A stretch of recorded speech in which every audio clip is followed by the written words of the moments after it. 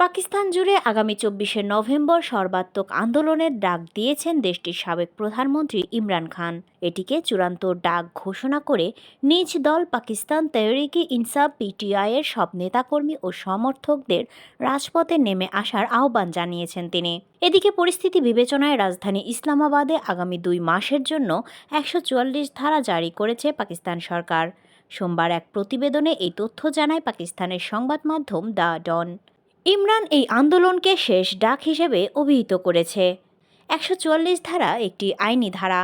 এই ধারা অনুযায়ী স্থানীয় প্রশাসন একসঙ্গে ৪ জনের বেশি মানুষকে জড়ো হতে দেয় না। ইসলামাবাদে ১৪৪ ধারা জারি হওয়ায় আগামী ২৪শে নভেম্বর ইমরান খানের শেষ ডাক কতটা সফল হবে সেটি এখন দেখার বিষয়।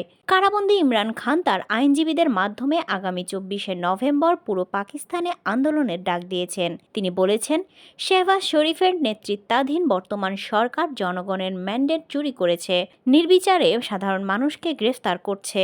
এছাড়াও সংবিধানে ২৬তম সংশোধনীর মাধ্যমে স্বৈরাচারী সরকারের ভিত্তি শক্ত করা হয়েছে বলে অভিযোগ করেছেন ইমরান। আর এইগুলোর বিরুদ্ধেই আন্দোলনের ডাক দিয়েছেন তিনি।